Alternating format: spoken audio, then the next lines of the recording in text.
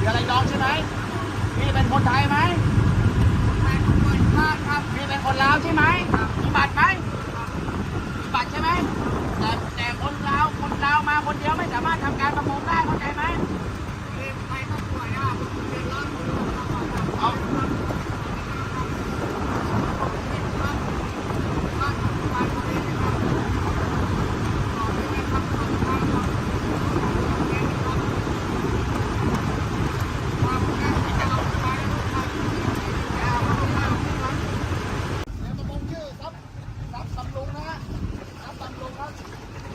ไม่ทราบว่ามาจากไหนครับขณะนี้ทำการประมงกวนกุ้งนะครับเป็ดกวนกุ้งมีชาวเวียดนาม2 คนนะครับเบื้องต้นไม่มีบัตรไม่มีเอกสารติดตัวนะครับมา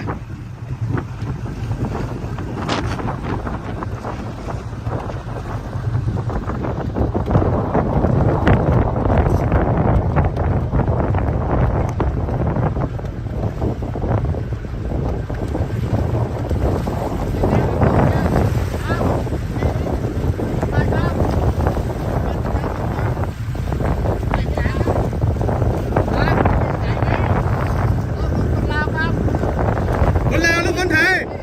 เอาเรือมาเทียบแต่คนไทยครับหลอกด้วย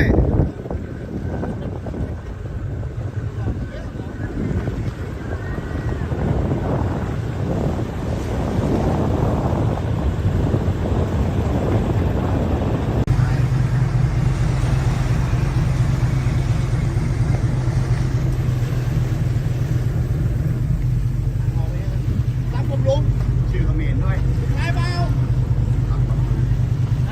มานี่ถ่ายเปล่าถ่ายแล้วเปล่าคนที่ไหนไม่ใช่คนไทย เรียกเข้ามาเลย มานี่เอาเรือมานี่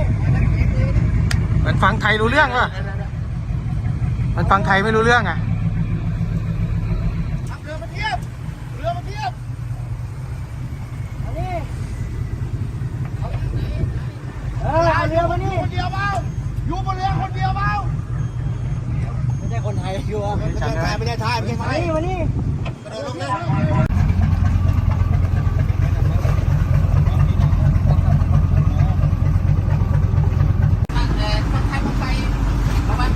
เอาง่ายๆในเรือไม่มีคนไทยใช่ไหม